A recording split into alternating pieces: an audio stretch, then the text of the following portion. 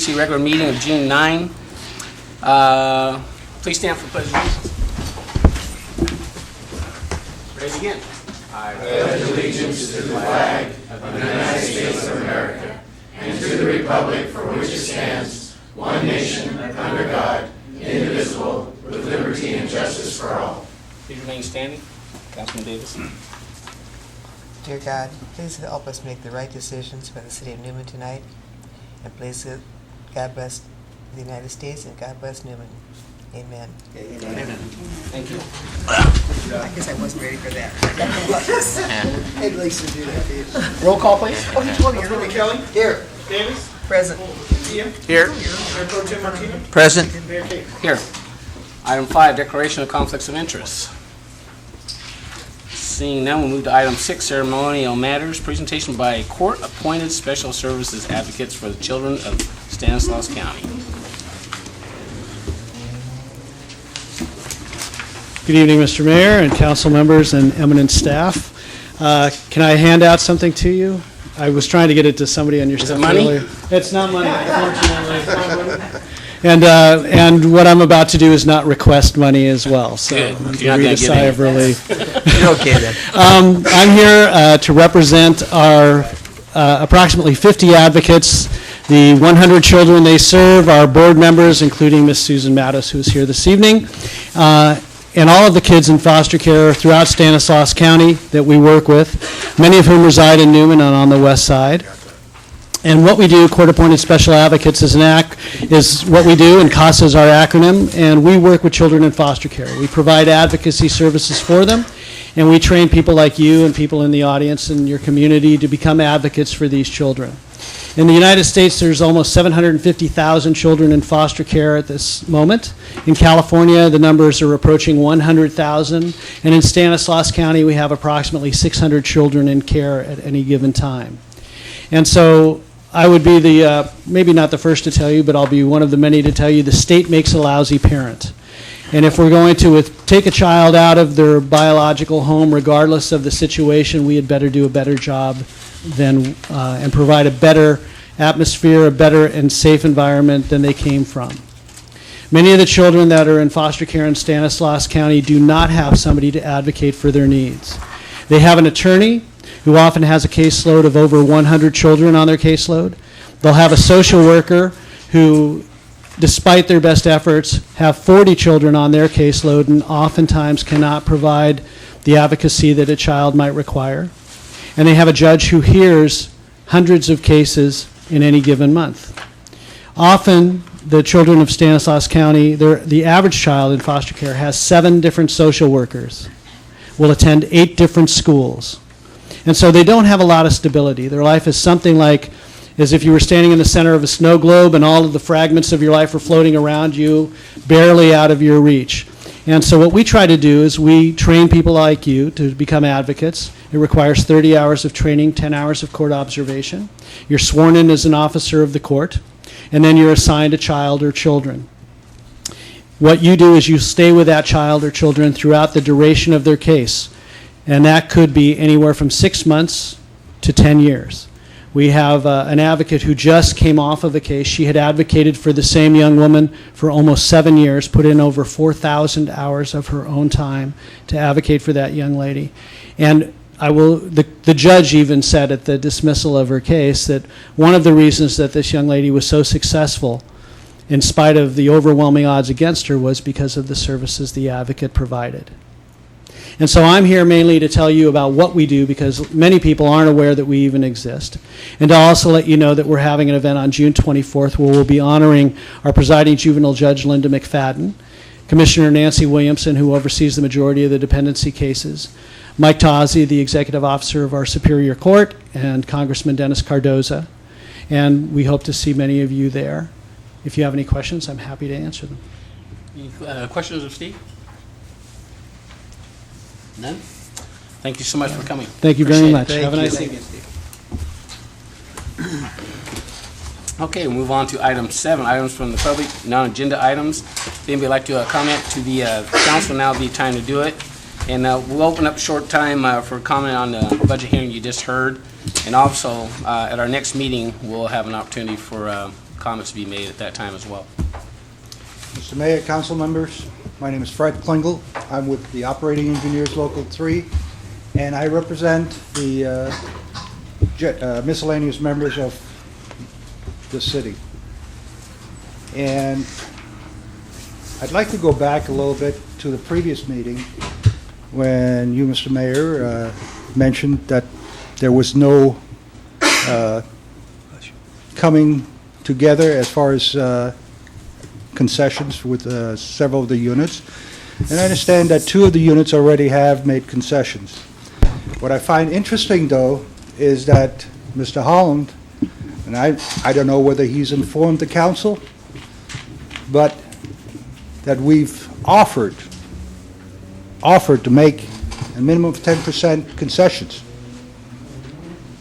So it is not that the 3rd unit is not willing to do anything. We've been through impasse, we've had mediation, and the last time I handed him an offer, there was 10+%. So the whole point is that there is a willingness to make concessions. However, those are not being acknowledged at this time. And it's not that we're not willing to contribute. We are. It's just Mr. Holland doesn't agree with our philosophy. And that's one of the downfalls. And I think it should be very equitable as far as contributions. And from the looks of it, management decided 9%. The police department, somewhat less. And I realize that they are in a contract, and they deserve to have what they get. Having been a police officer for 33 years, I know what they go through, and every penny is worth it. However, Mr. Holland's offers would ultimately be an inequitable offer to all of our members. And even based on their calculations, some of the members would pay as much as 32% in return or concessions, and others 8%. Now, if you calculate the concessions back into what net pay is, as opposed to the concessions, one member will be making concessions of up to 50% of his salary, and that's unquestionably not worth being here. So I think there needs to be some equity, and the way we presented it is a 10% across all members. And the only way to do that is through furloughs. Now, Mr. Holland doesn't think that it is that much. And I have yet to get the numbers to show that. And I'm not talking about general numbers. I'm talking about the arithmetic and how we get to his philosophy, and it's very easy on how I get to mine. It's a 10% out of 2080 hours per year. You take 208 hours and you transfer it into furloughs. That's 10%, period. So to say that we're not contributing is ludicrous. We are contributing. It's just an unwillingness on his part to move forward on it. That's all I have. Thank you. Any other comment? Mayor and council people, I'm here to beg you tonight, in your considerations for salary reductions, that you keep an equitable outlook and perhaps ask equally of all of us as employees of the city of Newman. With the most recent negotiations yesterday, I've been asked to give up 31% of my income. I can no longer maintain a household and pay utilities with a 31% decrease in pay. So I beg you, when you are looking at salary reductions, that you keep an equitable mind, and perhaps we all could give up the same thing and help the city out as far as the budget deficit. Thank you. Thank you, Emily. Any other comments? Okay. Seeing none, we'll go to item 8, consent calendar. Item A, waive all readings of ordinances and resolutions except by title. Item B, approval of warrants. Item C, approval of minutes of the May 26, 2009 regular meeting. Item D, adopt resolution number 2009, next number, rejecting the claim of Consuelo Jimenez. I make a motion, we adopt the consent calendar. I'll second it. A motion and second, all in favor? Aye. Opposed? Motion carries. Thank you. Item 9, public hearings. Item A, adopt resolution number 2009, next to number, a resolution declaring the existence of a public nuisance under ordinance number 95-4.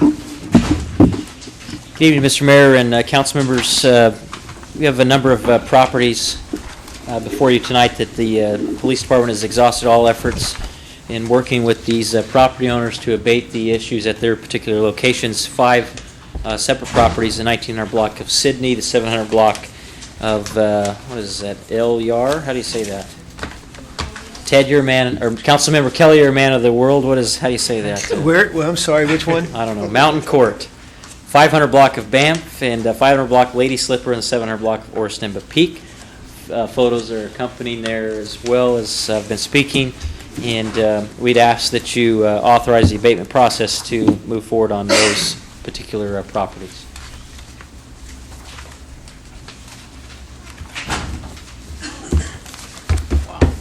I know. Any questions of the chief? Listen, beautiful home.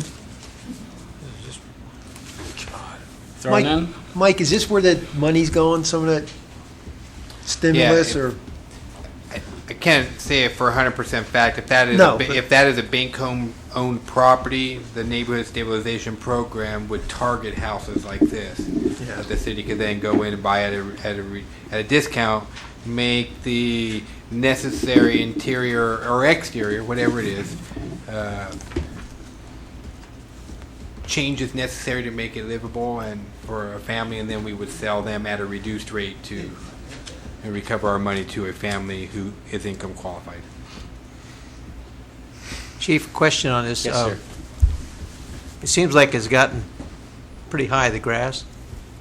Would we have asked him to abate this prior to this point here? I mean, Well, it's a bit subjective and difficult probably with the photo to see if it's consistently tall everywhere, or I mean, we do try to work with people as early as possible, but I mean, we're not the beauty police, so to speak. If someone doesn't maintain their yard to maybe how our standard might be, it really is a bit subjective. That's why we do try to. Wild forest look. yeah, well, of course. That's a natural look. If We that do try house to was work next with to mine, I guarantee I would cut that lawn. Yeah. Or burn From it. time to time, we hear about people doing that. I believe someone on your right might have some experience with that. Hey, Chief, can we go out and get that tree and transplant it at Ted's house? It does look healthy there. Oh, don't start. Interestingly, Don't no one's even living in start. this home, and that tree is thriving. So. Don't touch that one. Garner, you're hearing this. Okay, here we go. If there's no further comments, so I'll open the public hearing. Would you like to address the council? Seeing none, I'll close the public hearing. Bring it back to council for direction. I move that we adopt Resolution 2009-31, a resolution declaring the existence of a public nuisance under ordinance number 95-4. The motion, is there a second? Second. Motion and second, all in favor? Aye. Opposed? Motion carries. Thank you. Go to item B, second reading and adoption of ordinance number 2009, next to number. An ordinance amending Title II Boards and Commissions, Chapter 2.02, Emergency Services Organization of the Newman City Code, and authorize staff to prepare and publish a summary of said ordinance.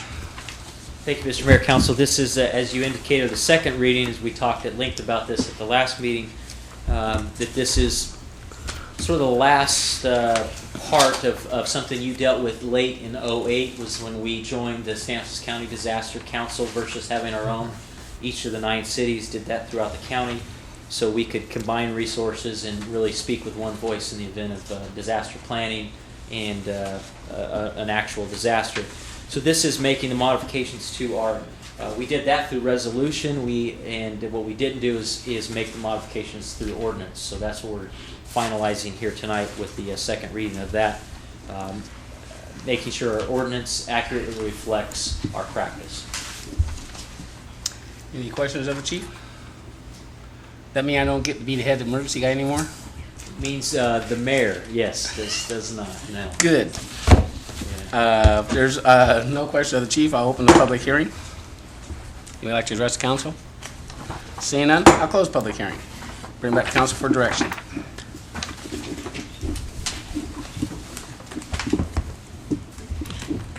Somebody? I'll make a motion, we adopt an ordinance amending Title II Boards and Commissions, Chapter 2.02 Emergency Service Organization, the City of Newman Code, and authorize staff to prepare and publish a summary of said ordinance. The motion, is there a I'll second? second that motion. There is a motion and a second. All in favor? Aye. Opposed? Motion carries. Thank you. Go to item C. Second reading and adoption of ordinance number 2009, next in number. An ordinance amending Title 8 Health and Sanitation, Chapter 8.04 Graffiti Control of the Newman City Code, and authorize staff to prepare and publish a summary of said ordinance. Thank you, Mr. Mayor. Again, this is a second reading, and we talked about this at the last council meeting as well. This is modifications to an existing ordinance, but virtually is changed throughout. There are changes throughout the ordinance. The keys here are the 7-day window is now down to 3, and making on the 4th day the property abatable or capable of being abated versus the normal, the quickest we could get a property to you on the previous ordinance was about 21 days if timing all worked out perfectly. So that's the most significant change. It does establish some administrative fines for persons responsible violating the ordinance. And again, I will reiterate that we expect cooperation. I think we have a good, strong understanding of from our property owners in the city through a lot of education campaign, through the department, the newspaper, public meetings that I've presented at and others, that we'll work with people on that 3-day restriction, and we'll only have to use that as a last resort. So we understand people may be on vacation or simply out of town, these types of things. So we don't intend it to be an arbitrary type process. So I think we should dub this Bob's ordinance. I would gladly accept that title. it's like every policy, and the department's usually got a name on it, right? So You should all thank me, too. I know Bob championed it, and we do. So, I mean, Yeah. but at any rate, I did for the love of Newman. is there any questions of the chief? Seeing none, I'll open the public hearing. Anybody like to address the council? Seeing none, I'll close public hearing. Council direction.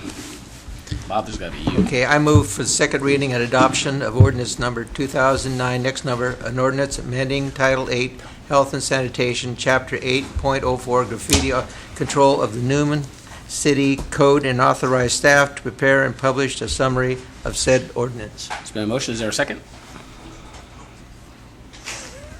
I'll second it. All in favor? Aye. Opposed? Motion carries. I want to be a part of it. We'll go down together. All right. We move on to item 10, regular business. Report on landscaping and lighting districts. Garner, You don't want to read all 3 you items? want to follow this act? No, sir. No, sir. Good evening, Mayor and council members. The item before you tonight is a report on the lighting and landscaping districts. Every year, we bring this item before council for their review and for their final approval at the next council meeting. Pursuant to the Lighting and Landscape District of 1972, our consultant NBS prepared and filed the annual engineer's report with the city clerk's office. It is included in your packet for review. The location, extents of the improvements to be maintained are included in there. In addition to that, the costs associated with each parcel. As required by the Lighting and Landscaping District, there are 3 resolutions for council tonight. A resolution to initiate the proceedings for the levy and collection of the assessment of the landscape and lighting district for zones 1 through 15 for fiscal year 2009-2010. Adoption of a resolution approving the annual report for the landscape and lighting district zones 1 through 15 for 2009-2010. And adoption of a resolution for the intent for the levy and collection of the assessment of the lighting landscape district zones 1 through 15 for fiscal year 2009-2010. Pursuant to that act, before you is a presentation considering the possible future action to initiate the proceedings for the levy and collection of the assessments, approving the annual report, and establishing the intention of levy collection of the assessments for the lighting and landscaping district zones 1 through 15 for 2009-2010. If you have any questions, I'll be happy to answer them for you. Any questions of Garner? I'm sure everybody did their homework and read all that stuff. Per our city attorney, we can include all three of the resolutions under one motion. So if somebody would like to make a motion. I'll make the motion that we adopt all three resolutions. Is there a second? Second. There's been a motion and a second. All in favor? Aye. Opposed? Motion carried. Thank you, Garner. Thanks, Gordon. Okay, we'll go to item B.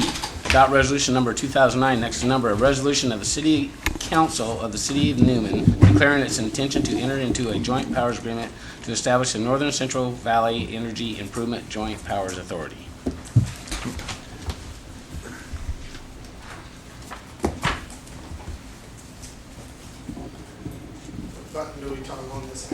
No, no, 1 second. Wait a minute, don't start picking on Apple. Sorry. It's an apple.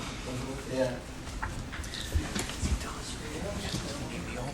We all need computers.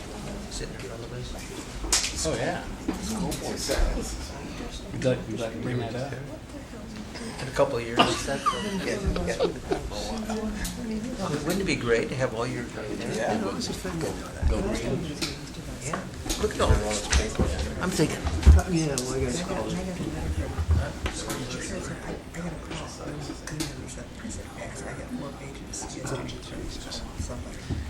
I mean, he takes a shot, and we can't give a shot back. I mean, it's just bullshit. But I think they, we share stories. And Michael it's took just- out to lunch with me to talk and about you know, a health thing. Somebody there, and he had to cancel the lunch because he was in negotiations with him. And then this guy takes a shot.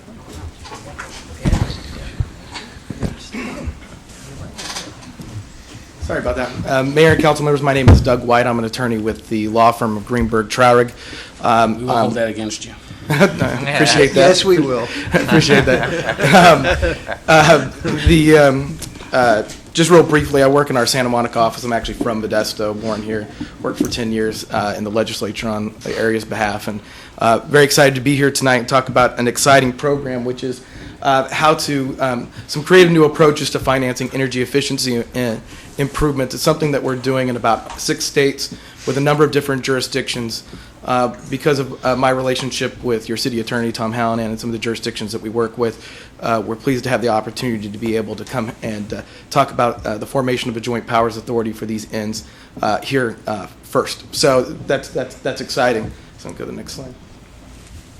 The first thing that what we're doing is, again, our goal is to create a program to finance energy efficiency improvements, water conservation, all with a goal of reducing greenhouse gases.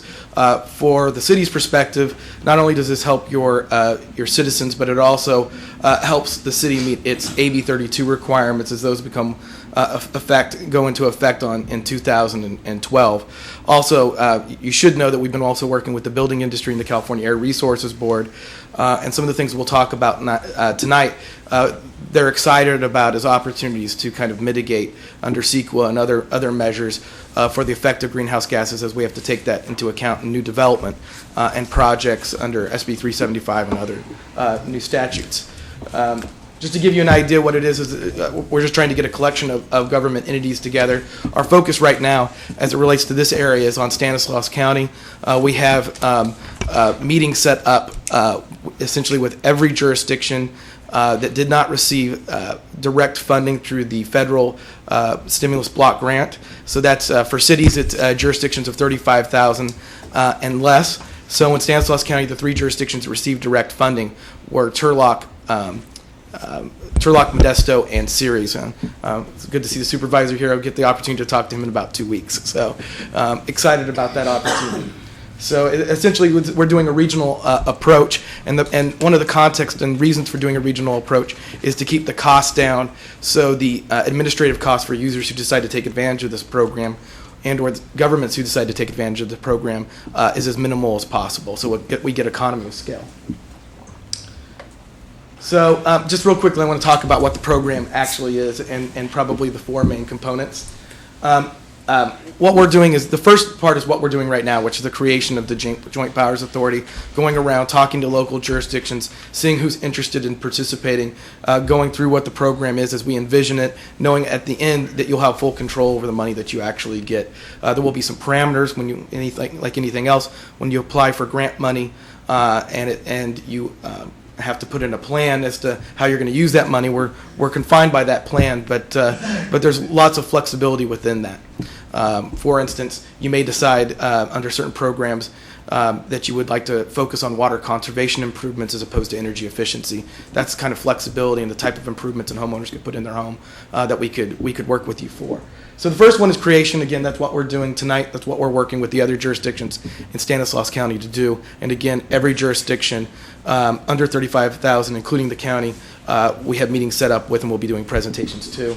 The second component is implementation and administration of the program. That's actually applying for the block grant money and setting up these programs to allow homeowners to take advantage of putting, weatherizing their home, putting solar on their home, changing out their water heater, putting water aerators, everything that you can imagine that ends up creating efficiency and conservation, but overall has the effect of reducing greenhouse gases by usually reducing energy use.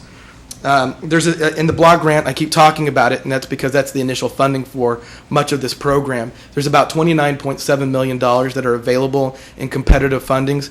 We're trying to get all the jurisdictions on board, at least adopting a resolution of intent before July 1st, because in our conversations with the California Energy Commission, they like our program, and they said if we can get in early, there's a very good opportunity to get more than our fair share, more than we would otherwise get by being together, having kind of a unified front program, working together. They kind of like the turnkey approach to it, and they're willing to kind of put some of the funding that's available to them out there for us. So getting more than our fair share would be a first for the Central Valley. We'd like to be there to help take advantage of it. The financing the program, the block grant money, of the $29.7 million, our target is to try to secure between $3 and $5 million for Stanislaus County.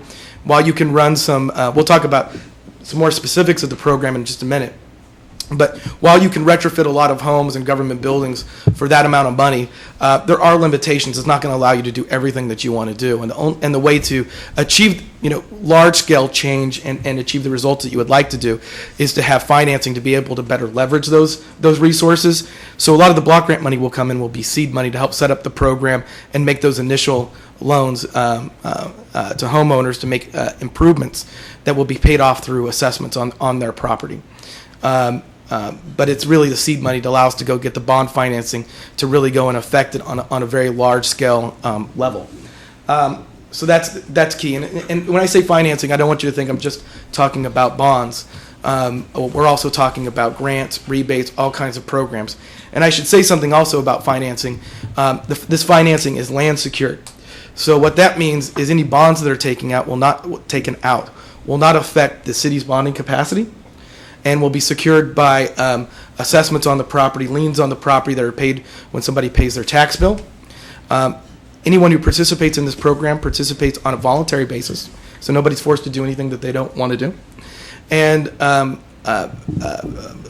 if, for instance, somebody doesn't pay, either the county would foreclose through a tax lien foreclosure action, or most likely somebody also not paying their first mortgage, and when somebody comes in and takes that house back, they have to pay off their tax liens. This gets back. This program would also be eligible for the county's teeter system. So just real briefly on that.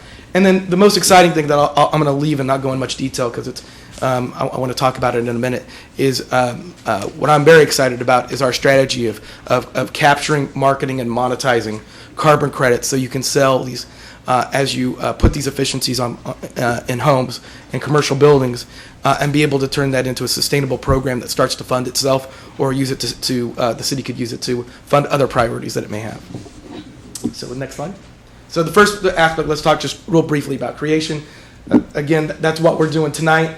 We're working with local jurisdictions to form the Joint Powers Authority. We envision that every jurisdiction will have one representative on that Joint Powers Authority, and it's really being put together as a financing mechanism to go out and get this money and to have some kind of organization and again create some economy of scale. For instance, if we do a retrofit program for existing homes and we want to put in dual flush toilets because of the water that we can save, what we want to do is we want to have a general contractor who can go out and buy those toilets in volume and then use local labor to go and install them. So we will use regional resources just to get the economy of scale and to get the best deal that we can for homeowners and for the city's constituents. But we will be using local labor to do the installations. At least that's how we envision it. Ultimately, the JPA gets to decide those facts, but that's how we envision it. So we're working with them, the JPA, and again, the priorities are energy efficiency, renewable energy, water conservation, but all the funds have to be used, at least these initial funds that are coming from the stimulus, to reduce greenhouse gases. That's the main reason for the funding being available. Next slide, please. So next slide's about implementation and administration. We envision that there'll be efficiency programs for existing homes, existing commercial and industrial buildings, and government buildings. All of these will use some or all different resources. I'm going to leave it at that because I'm going to address where the financing can come in the next slide. So let me just go ahead and go to that. I should say, I want to give you an example of a program and how it would kind of work. This is a program that we have for existing homes that's been put together by Consul. Consul is out of Stockton. They do a lot of work for the building industry. But what's more important about Consul is they're one of the 6 Department of Energy Building America partners. So they have a contract with the Department of Energy to do studies and different research and provide some really strong technical assistance. And that's one of the reasons that we decided to partner with them. And when you're applying for grant money, it's always good to have friends in California Energy Commission and Department of Energy, and they've been very helpful in that regard as well. So we've been working with them, and the program that we're working on putting together for existing homes, we expect to be cash neutral or cash positive from day one for homeowners. And what that means is when somebody decides to put an assessment on their property to pay for these type of improvements, whatever that amount would be, let's say it's $100 a month, we expect that they would receive a $100 a month reduction in their electricity or gas bill. So the accumulation of their water, gas, electric bill would equal out and be cash neutral or cash positive from day one. This is the difference in the programs that have been administered from Berkeley, Palm Desert, and Sonoma County. In Berkeley, which is probably the one that's closest to having a cost neutral program, it takes you 7 years to get cost neutral.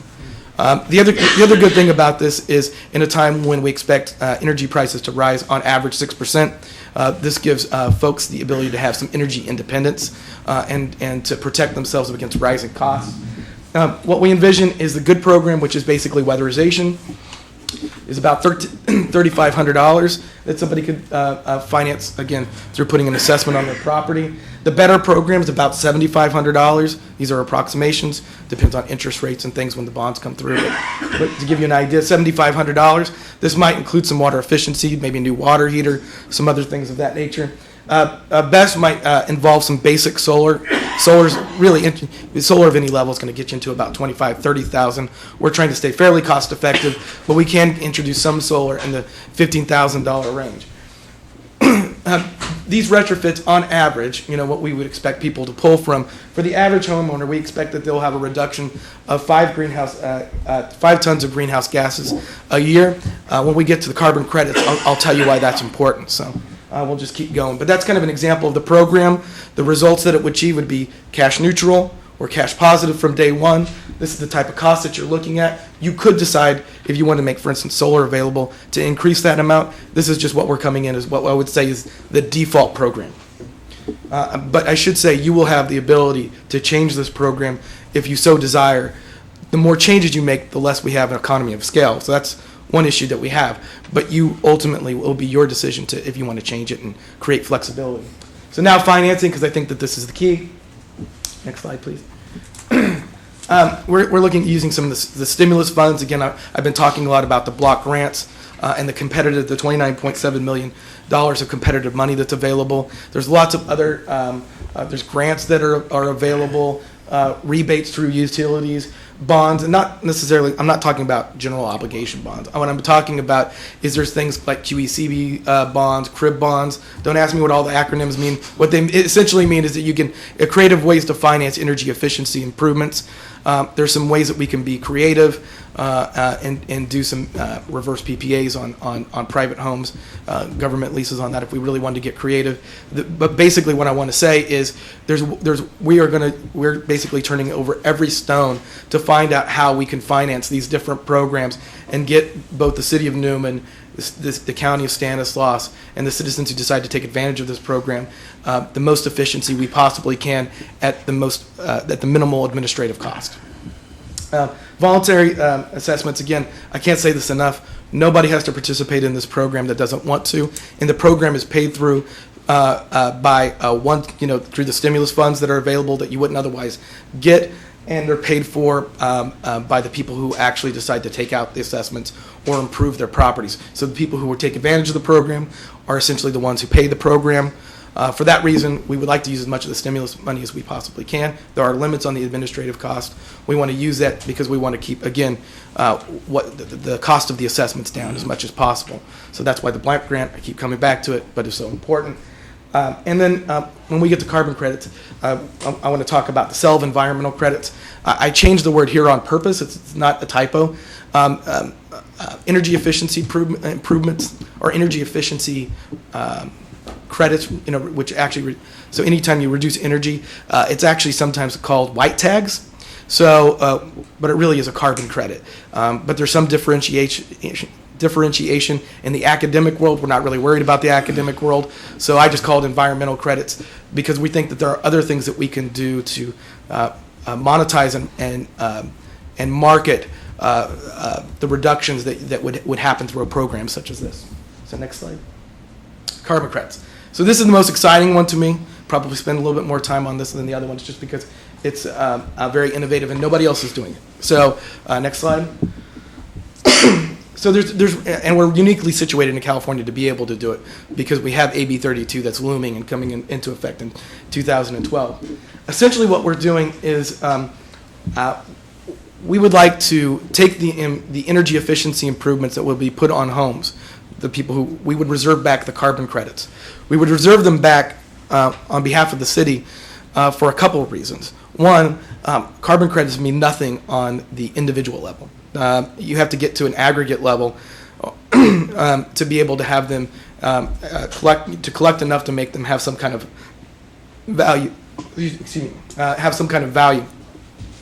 So what we want to do is make sure that the program is set up from day one to be able to market and monetize the improvements and be able to create a marketable carbon credit. The first place we're looking at, which is, oh, thank you. I apologize for that, getting over a sinus infection.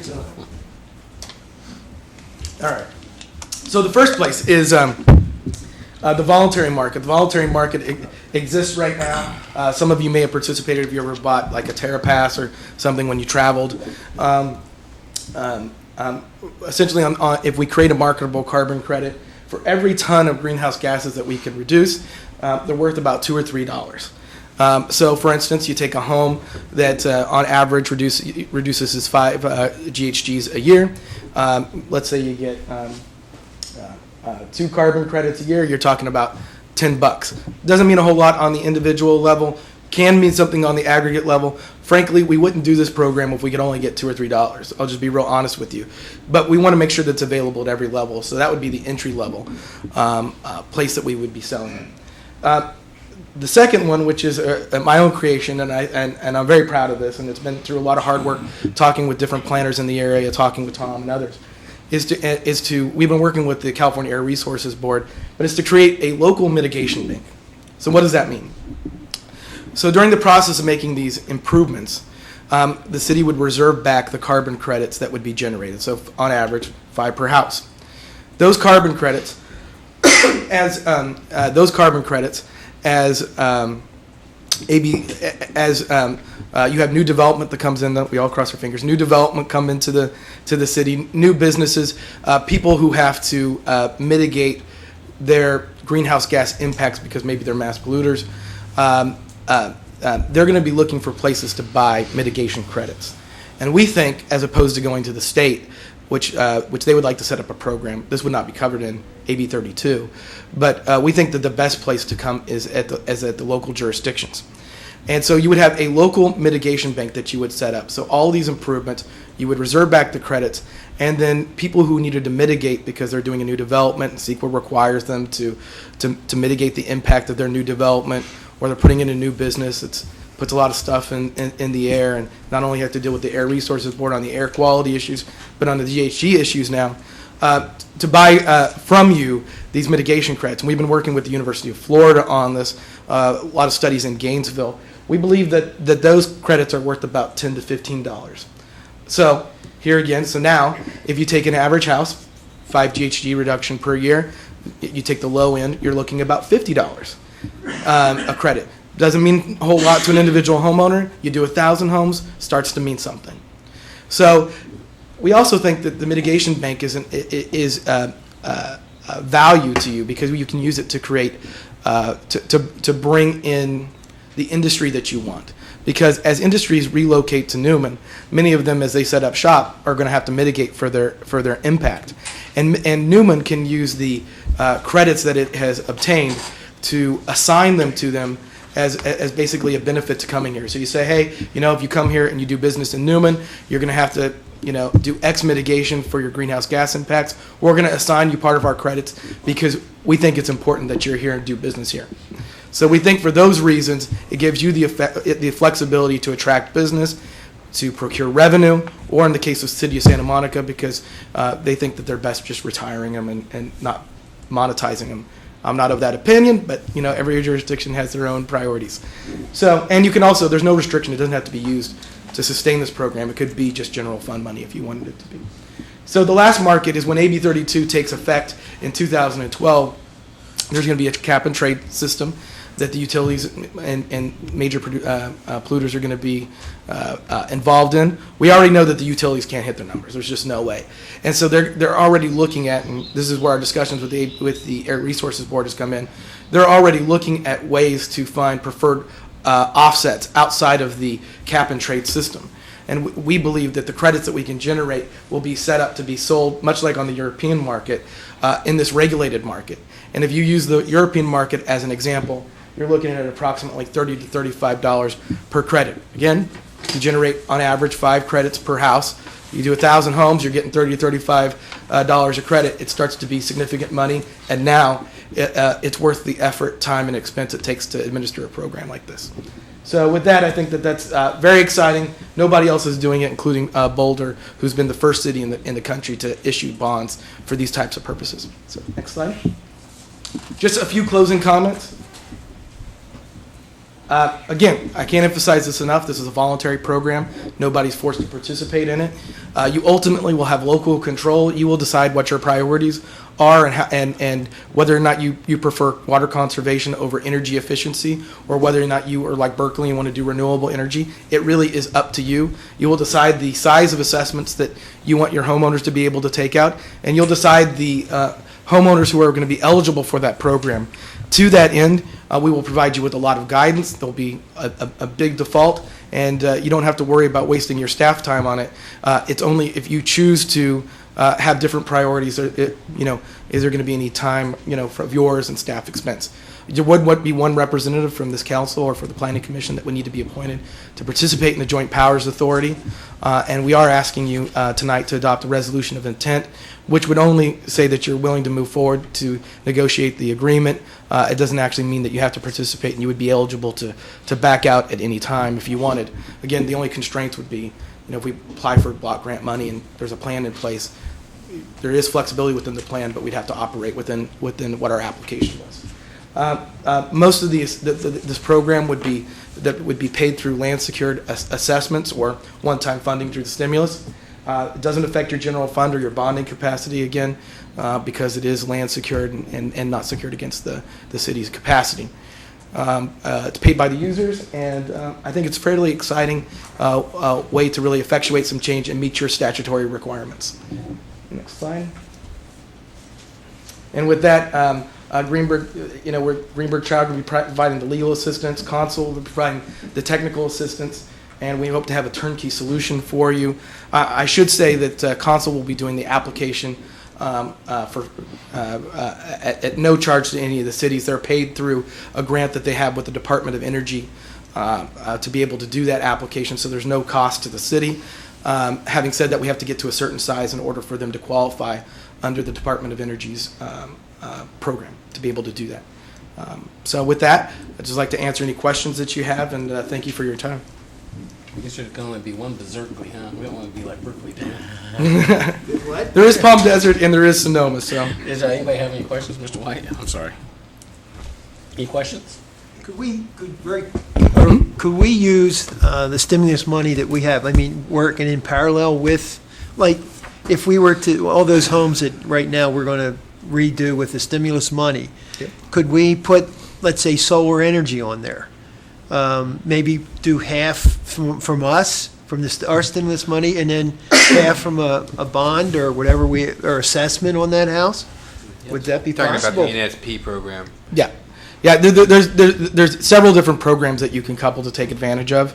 And there's different bonds that will be issued. Some of them are taxable, some are non-taxable. Just to give you one example, Boulder has a program in place where people who are 20% below the average poverty level for this area, they can automatically get $15,000 worth of energy efficiency improvements. So if you did it, so for instance, if you wanted to also make solar available to them, you couldn't hit solar, or at least very much of it at 15,000. Yeah. But you could maybe make an assessment available to them for the additional 15. So there's a whole bunch of different ways to customize these programs to reach the goals that you want to do. Yes, and especially as you point out, if we're owners of those homes for a short period of time. Right. Yeah. And then, as to parlay on what Mr. White is saying, and then what it is that's a loan to that property, and even if, take Councilmember Kelly, for instance, he elects to proceed with the project, and then ultimately sells his house down the road, that loan stays on the property, correct? And the next Correct. owner assumes it with full disclosure that it's all there, because they're the ones benefiting from having the improvements on there. So. And I should say the carbon credits that are generated, they're not one-time carbon credits. Oh, no. They're basically, it's like if you had a rental property and you depreciated the improvements over the lifespan. So let's say that you put in a water heater and it has a 10-year lifespan. You would generate a certain amount of carbon credits for having that water heater installed for those 10 years, and then after the 11th year, then it falls off. You wouldn't get any credit. So and Consul does all of those calculations, so we know when somebody does a package exactly how many carbon credits that we're doing. And there's also all kinds of peripheral benefits, because in the process of this, Consul will do an assessment of the local greenhouse gas impact, where we're currently at right now, and then they track that each year to monitor the job that we've done in reducing GHGs locally. And so that makes it a lot easier when you have to go back, to address your AB 32 requirements and say, hey, we hit our 5-6%. In fact, we're way over that. We've met our requirements for reductions. Great. Any other questions? I'll bring it back to council for direction.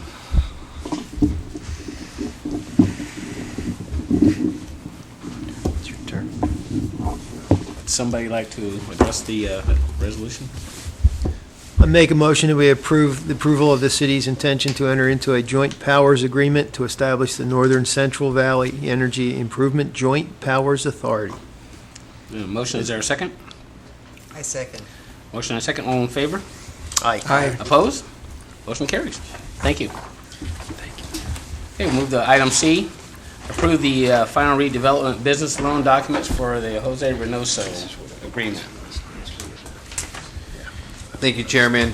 Unfortunately, Mr. Reynoso couldn't be here tonight. He called at the last moment and expresses his sorrow that he couldn't be here tonight.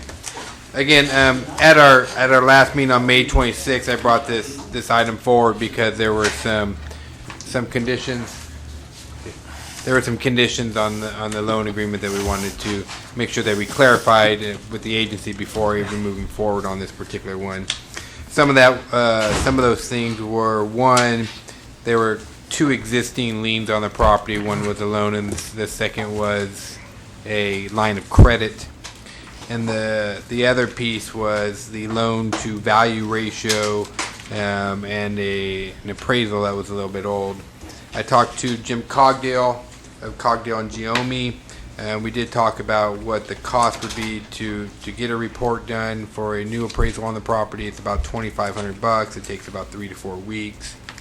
In our conversation, based upon current commercial market, I asked him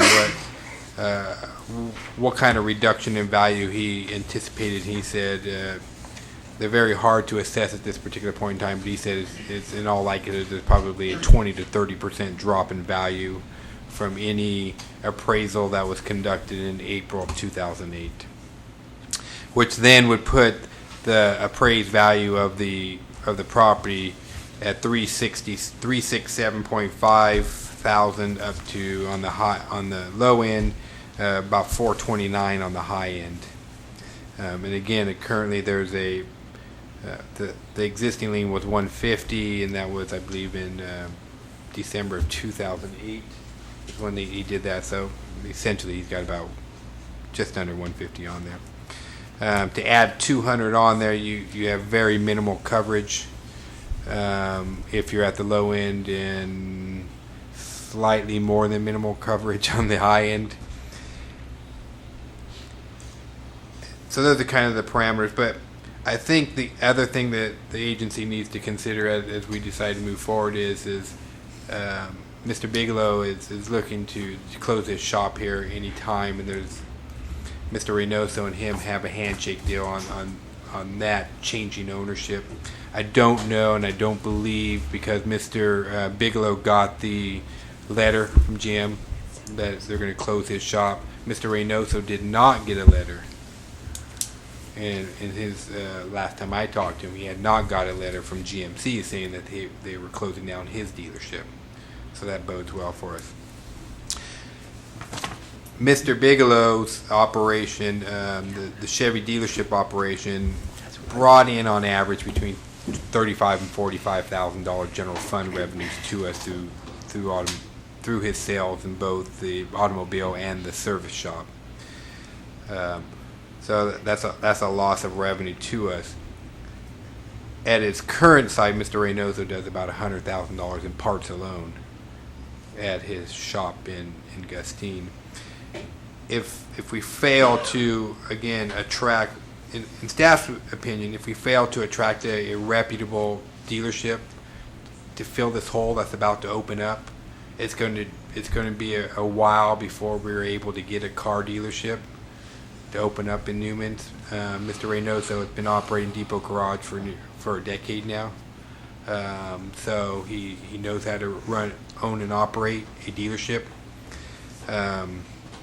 So we believe that even at an estimate of half the revenue of what the Bigelow Chevrolet was bringing in, and he's bringing in 35 to 40, so let's say he's bringing in $20,000 a year. If we miss this opportunity and we don't attract a dealership for 3 to 5 years, depending on the economy, we very well could be losing $60 up to approximately maybe $100,000 of general fund revenues over the next 3 to 5 years. That does not mitigate the full risk that we would be in being in the second position, and there is a significant amount of risk, and I'm not going to try to downplay that at all.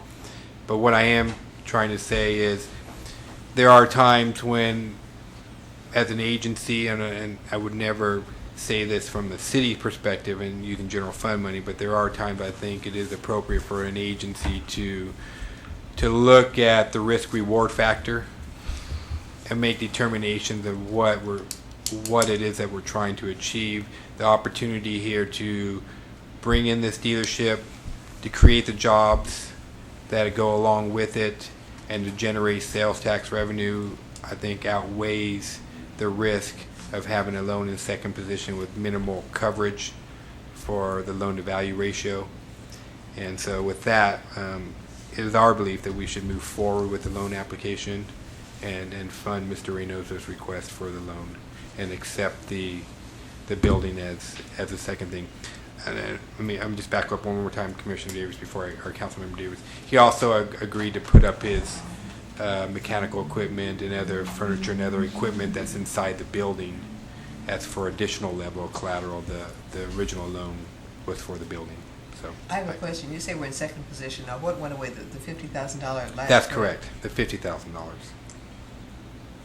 Well, we'll be upside down like a lot of us are in houses. You're kidding. I see it's worth $367.5, and we're going to be in it to $400,000. Sounds like upside down to me. Well, the loan itself will be 200, so 200. there'll I be know, but there's 350, but we 200 asked for credits. 250 in credits. So. Our last dollar is at $400,000. Yeah. The property is only worth, it's 75% of 525 is $367.5. There's not a bank in the world that would loan a dime at that point. And which is one of the reasons Mr. Reynoso is coming to us, because in a traditional lending environment, he may not be able to get a commercial loan for that. Well, not under those conditions. Right, that's correct. But Michael, you talk about, he still has his dealer agency there, that's correct. and he hasn't received any letters indicating that he may lose that? Or When I spoke with him last week, he had not received a letter from GMC. how would that affect his business if he lost the agency? That's a good question. I would. He's not bringing his GMC dealership to Newman at this point in I know time. He's that. doing a used sales. Right. What is sustaining Mr. Reynoso through this time is he is very service oriented Right. I in know the way he runs his operation, and the fact that he does approximately $100,000 in parts a month really talks about how much vehicle servicing is going through that Correct. particular department. So, and I'm going to anticipate that he's going to run a similar type service here, is try to build up the service side first, because the way he treats his business is he wants to be fair and treat people right on the service side, so that way when there is a need for them to come by and buy a new vehicle, they come to him. And, and I really think there is a real need in this community for that type of service, because there is no other place in town that you can really say would provide the service that he would offer. And I agree with what you're saying. Is I would hate to see us lose this opportunity, because it's going to be very difficult to get someone to fill that position. The M&M Auto spot has been open for 2 years now, I think. Yeah. Since that was. I don't think there's any question. I mean, obviously, if he didn't think that he could make a go of it, I don't think he'd even approach the idea. And I don't think we want to have another vacant lot, especially on the Highway 33 corridor. And I, for the first time, did business with him about a month ago. Took my mother-in-law's car down there, and the service was fantastic, and he just in and out and did everything right. I think it's worth an opportunity and worth a chance for us to take, and that's kind of what we use our RDA money for. So with that, if there's no other questions of Michael? This money's gonna come out of the general fund, though, isn't it? No, it comes out of the redevelopment agency. Redevelopment, yeah. No general funds. Yeah, this is not a general fund, this is a redevelopment agency. Okay. Yeah. And from Bigelow, we received back 150,000? We did, through the Okay. sale of the property across the street, Okay. or the payoff of the across the street, yes. Well, if nobody has any other comments, I'll certainly make a motion that we approve the final redevelopment business loan documents for Jose Reynoso. I second it. A motion and a second. All in favor? Aye. Opposed? Motion carries. With item 11. Okay. Items from District 5, Stanislaus County Supervisor Jim DeMartini.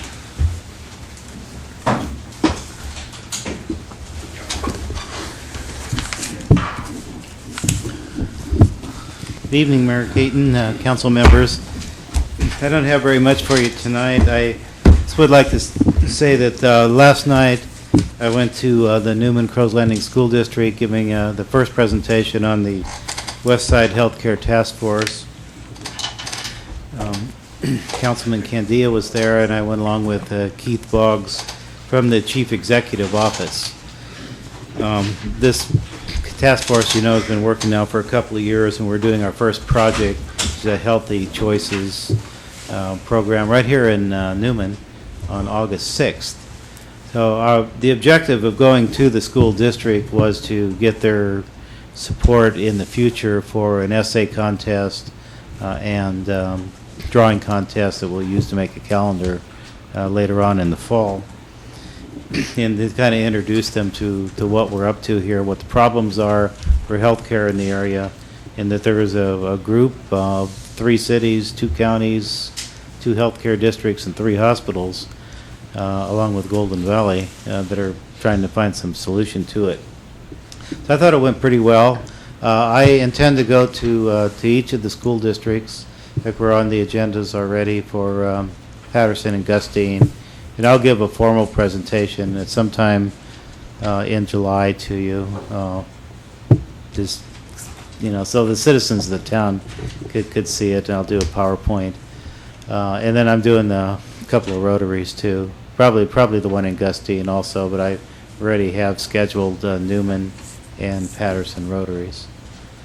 So this is our first thing that we can do. You know, we have high hopes, you know, in the future of doing a lot of things, but this is something that we can do. It's an objective that is accomplished.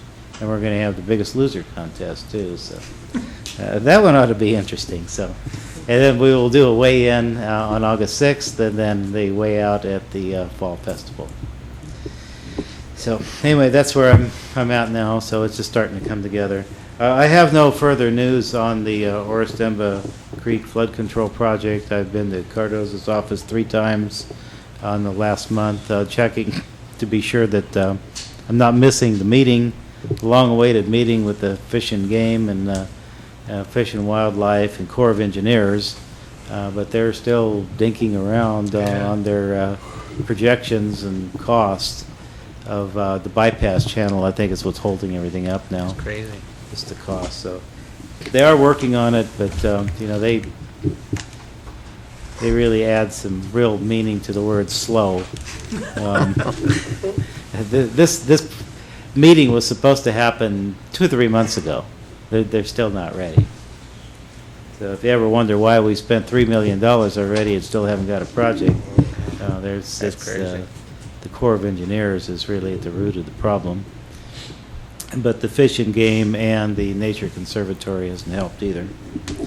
So as soon as I know something, I'll notify you. Okay. Supervisor, do you think my grandchildren will see the completion of this project? Well, it depends on how old they are. We haven't even got a project yet. And the amount of staff time and reports and money you know, that has been into this has just been astounding. Really.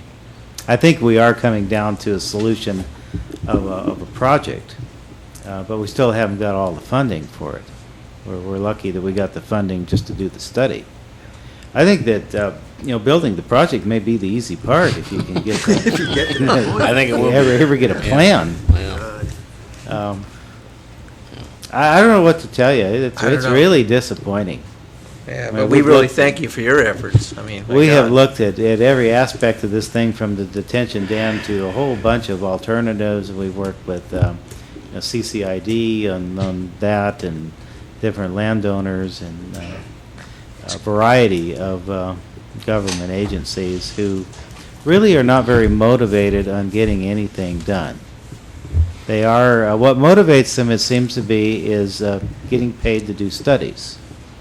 And that's what they excel in, is they do studies, they do, you know, drainage reports and flood control reports and hydrology tests and endangered species analysis, and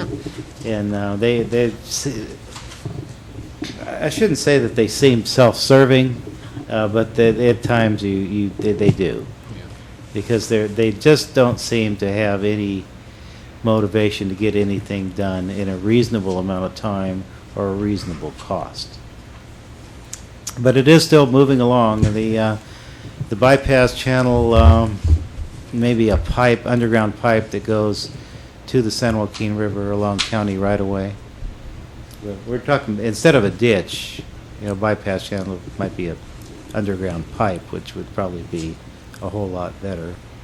This is a mega pipe, though. This thing is something like 8-foot diameter, so it's it's big. It's huge, yeah.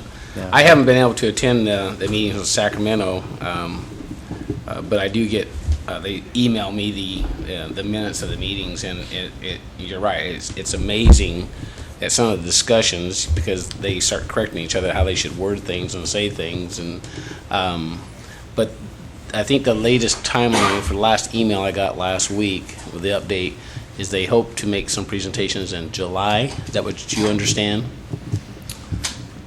Well, it's been always next month now for I don't know how many months this has been that next month we'll have something. So Right. Would it be 09?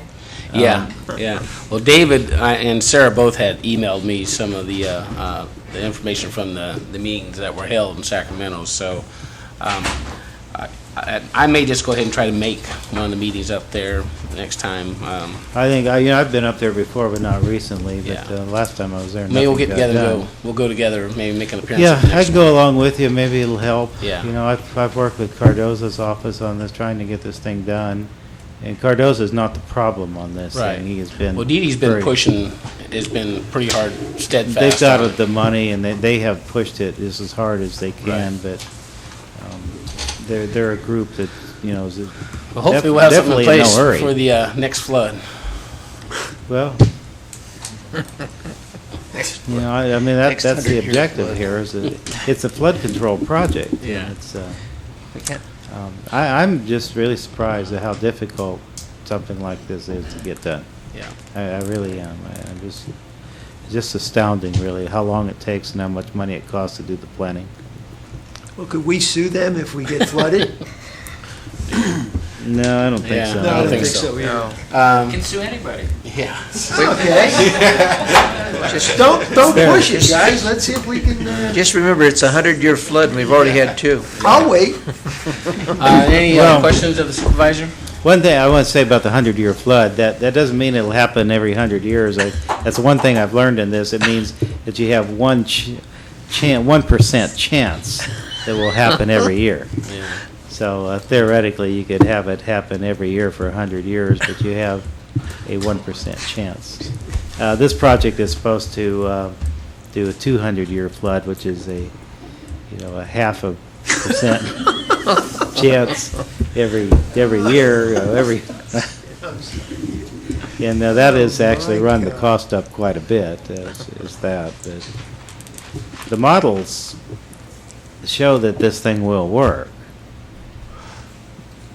But whether or not it'll ever get funded and built remains to be seen. So hopefully you have young grandchildren. So anyway, I'll keep you informed, and maybe the mayor and I can go up to Sacramento and try and maybe push this thing along a little bit, because it really is disappointing. Thanks, Jim. Thank you, Jim. Item 12, items from the city manager. Thank you, Mayor. Just wanted to give you an update that, and I spoke a little bit about this, our RDA plan amendment is underway.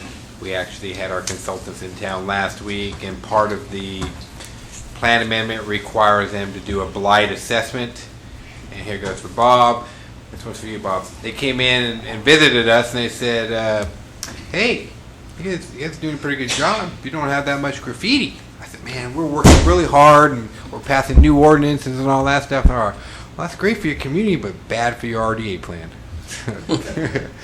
Because graffiti Bob. serves as Yeah. a term for blight. So if we don't come in at that 100 million tax increment that we wanted, it's Bob's fault. It's Bob. Thanks, Bob. We had a good city manager, he could take care of it.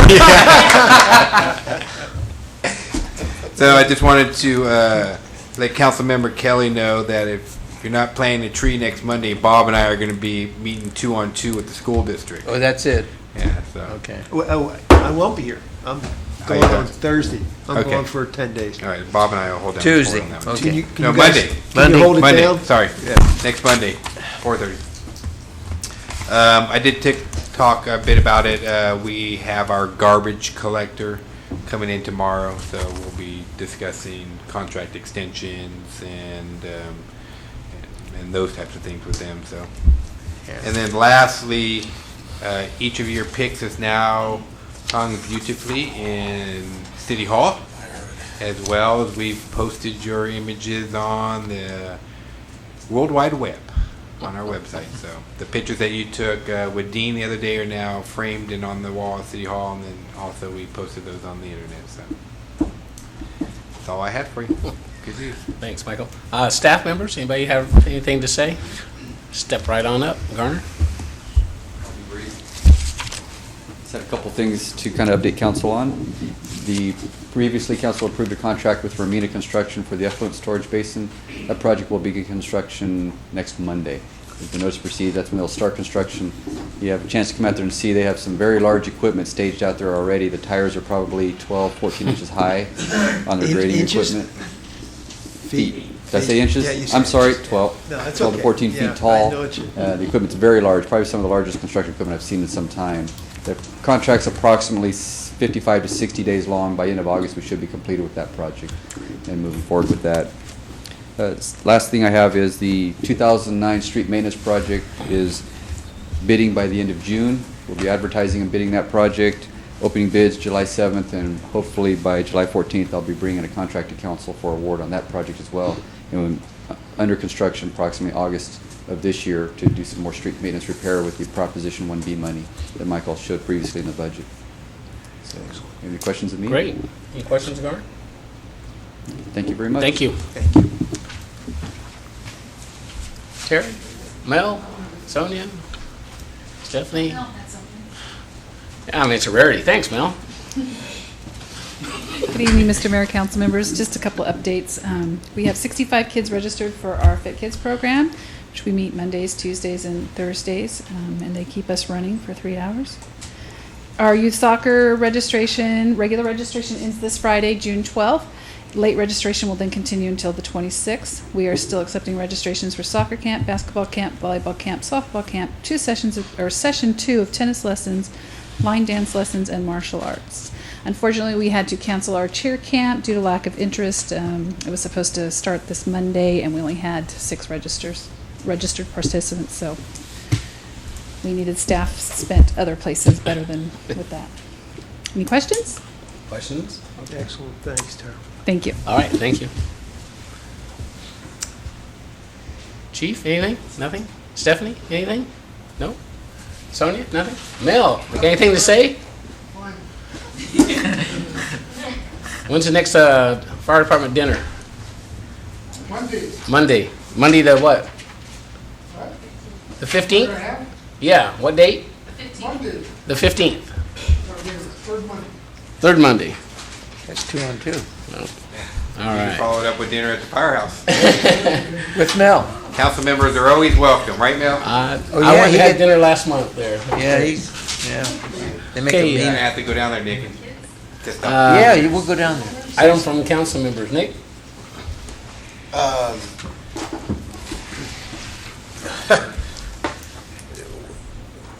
Let's talk a little bit about this, Oh, the our weight. Biggest Loser thing here in the council. Ted has volunteered the council, just so you know, to compete Oh, against. don't you stick that on me. Against the Gustine Council and the Patterson Council, so. Not just the council, yeah. Right, I mean, there's Yeah. other folks involved Yeah. too, but definitely the councils, and we have some dates that we have to put out there so that everybody's available. Otherwise, The bottom line, real quick, is that we're going to challenge the other, and this is really the kickoff. This is the first shot that Health Task Force is going to play. And we talked about, the way it's going to work, there's going to be 10 members from each city. And all 10 now will be weighed at one time, so no individual's going to be centered out or whatever. But, so there's no embarrassment there. But we're trying to get members of people known in the community. And so it's going to be the city council, school board, management, and anyone else really wants to join. And what we're going to buy donuts, of course, for Patterson and thing. And we're going to have a kickoff. It's going to be the 6th of August. And that's going to be at West Side Theater. It's going to be catered. It's going to be a nice thing. I need lists, by the way, of people you would like to attend that. We're all 3 cities are going to have people. We're figuring maybe 100 people. We already have the scale right out there in 33, the truck scale. And according to Carrie, it works. So that's going to be fun. We're going to have balloons out there and just build it up and just have fun with it. But we're going to start. I want our team to, 6 o'clock in the morning. I talked to Dr. Foss about the high school. We can go over there, and use the track there in the morning, or we can use a park. But I'd like people to meet. So it doesn't just have to be the team. It can be anybody.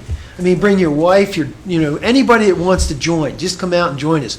We're going to do it in the morning and in the evening for people that can't make it in the morning. So, I mean, and somebody told me it takes a whole month to establish a habit. And this is going to go on for a month.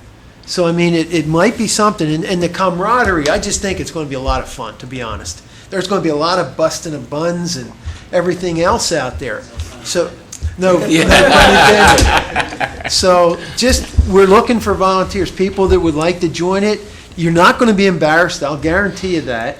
I'm going to be out there. Wouldn't be the first No, time. I know, but you know what I'm saying. But in the worst part of it, you're probably going to lose some weight and make some new friends and have fun.